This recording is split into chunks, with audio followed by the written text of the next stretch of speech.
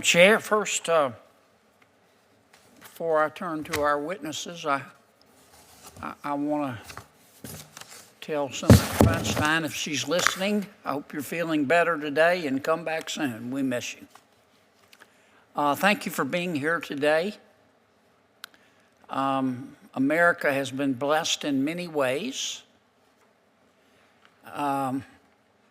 And sometimes I don't know if it's a blessing or a curse, and be a little bit of both. In some parts of our country, we have too much water. In other parts, we don't have enough. And in some parts of our country, it's a little bit of both. And we depend on you and your team to manage that. And I know that's difficult. And I know every member of Congress is an expert on how you ought to do your job. I appreciate that as well. So let me begin by thanking you. One of the things I hope to achieve today is get your thoughts on how we can fine-tune the process that we use to allocate scarce resources, to do our cost-benefit analysis. Sometimes I think we don't spend enough time, our shortcoming, not yours, analyzing the benefit, that we focus too much on the cost. I'll give you an example, and I know the Secretary and the General will recognize this. We have a levee project in Louisiana called the Morganza to the Gulf Project. Now, it's not complete, it's a work in progress, but that's been completed rather thus far through a combination of state, federal, and local money. My people tax themselves to build this levee system. In 2005, Hurricane Rita came through. Terrible storm. 9-foot storm surge. 11 to 12,000 homes of my people were damaged. It's a lot of people and a lot of homes and a lot of human misery. In 2019, after we had made progress on the Morganza to the Gulf levee system, another storm, this one Barry, came through. Just as bad, same level of storm surge. Same level, 9 feet. 11 homes were damaged. So we went from 11 to 12,000 homes damaged to 11 as a result of your good work.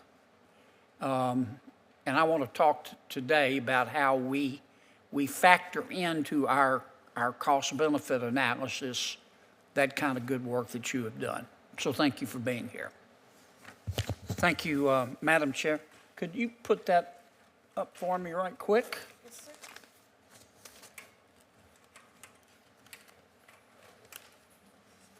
Thank you, ma'am. General, I know you can't see that, but it's a page from your website, and let me read you the relevant sentence.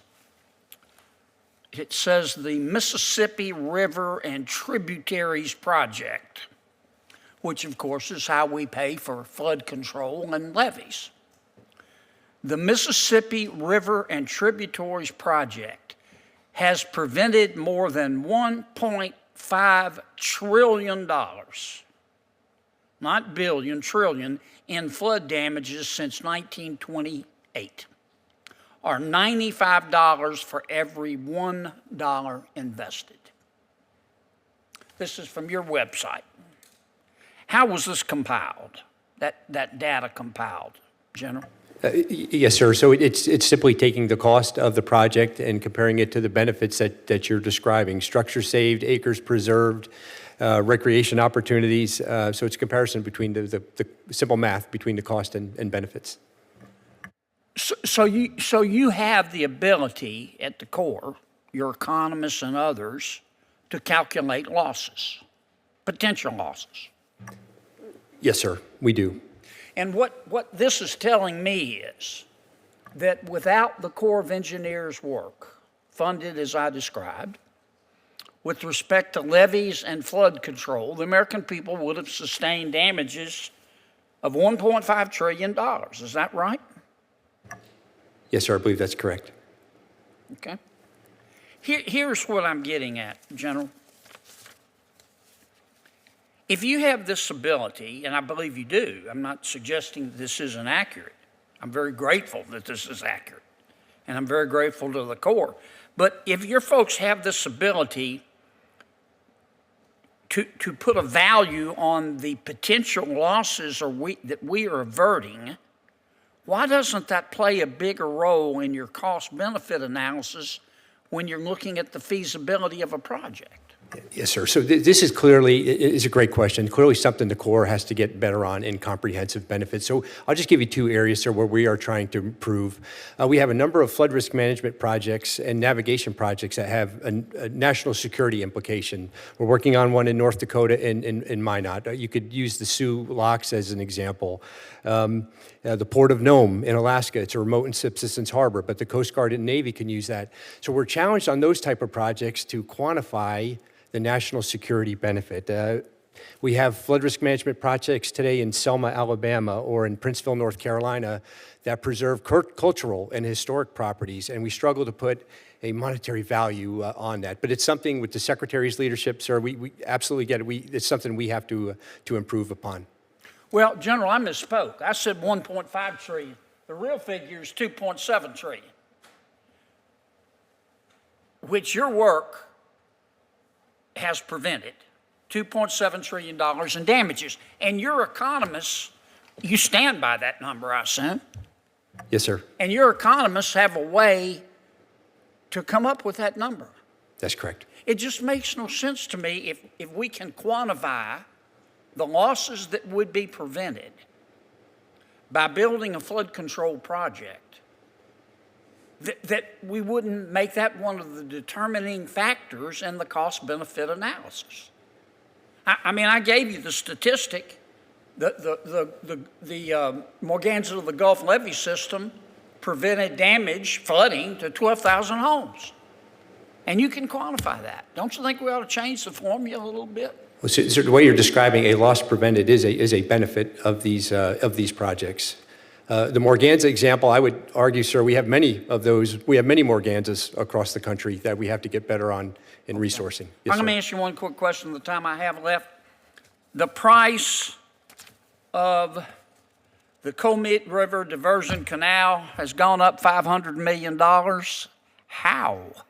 I know inflation, but wow. Yeah. Yes, sir. What are we going to do about that? Sir, you've got inflation down. The thing that we're taking on, this is a great example where we have to get better at communicating to the committees and to Congress and administration the cost estimates that we give you in a chief's report in paragraph 11. And we give you a number with some decimal points on it for a project that may be constructed down the road, but what we don't give you is the percent design that cost estimate is based on. So in a 3x3 study, a district might get to a 10% level design, or a 4-year study, they might get to 25%. And then as that design is mature, like it is now today in COMET, you're finding that there are additional requirements that we get as we get deeper into the geotech and to the sizing of some of these structures. That's what we're experiencing here, and it's something we've got to get better on in communicating to you and others. How do we get that number? We got a hell of a mess here, General. Okay, my people expected this to be done. We brought it in on time. I mean, and then all of a sudden, bam, $500 million. How are we going to get this price down? Sir, you have our commitment that we're going to work through this. We're committed to finishing this. I don't have all the answers here today. I can share my commitment that we will get this done. Thank you. Thank you, Madam Chair. Thank you. Senator Heinrich.